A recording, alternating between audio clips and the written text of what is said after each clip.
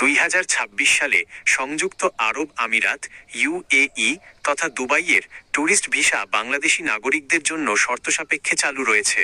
তবে ভুয়া খবর বা বিভ্রান্তি এড়াতে আসল তথ্য জেনে রাখা জরুরি। 1. ট্যুরিস্ট ভিসা সংক্রান্ত মূল আপডেট। স্পন্সরশিপের মাধ্যমে আবেদন। বর্তমানে এয়ারলাইন্স যেমন ফ্লাই দুবাই, এমিরেটস, অনুমোদিত হোটেল অথবা লাইসেন্সপ্রাপ্ত অনুমোদিত ট্রাভেল এজেন্সির ইউএই অ্যাপ্রুভড স্পন্সর মাধ্যমে দুবাই ট্যুরিস্ট ভিসার 30 দিন বা 60 দিন মেয়াদি আবেদন করা যাচ্ছে। প্রসেসিং সময়। সঠিক কাগজপত্র জমা দিলে প্রসেসিং হতে সাধারণত 3 থেকে 5 কার্যদিবস সময় লাগে।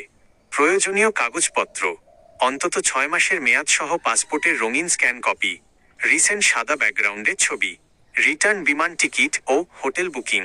কিছু ক্ষেত্রে ব্যাংক স্টেটমেন্ট বা পেশাগত প্রমাণপত্রের প্রয়োজন হতে পারে। 2.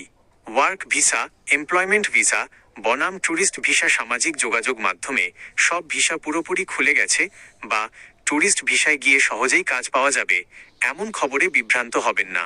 নতুন কাজের ভিসা, ওয়ার্ক পারমিট এখনও অনেক ক্ষেত্রে কড়াকড়ি ও স্থগিতাদেশের আওতায় রয়েছে। ট্যুরিস্ট ভিসায় গিয়ে অবৈধভাবে কাজ করা আইনত দণ্ডনীয় অপরাধ এবং ধরা পড়লে দেশে ফেরত পাঠানো সহ জরিমানা হতে পারে। 3. জরুরি সতর্কতা, দালাল চক্র থেকে সাবধান।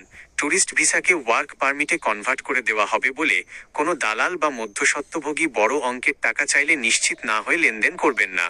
অনলাইন ভেরিফিকেশন, ভিসা পাওয়ার পর সেটি আসল নাকি ভুয়া তা ইউএই এর অফিসিয়াল পোর্টাল gdrf.gofad.gov.ae এর লিঙ্ক অথবা আইসিপি স্মার্ট সার্ভিসেস.icp.gov.ae এর লিঙ্ক পোর্টালে পাসপোর্টের তথ্য দিয়ে নিজে যাচাই করে নিন।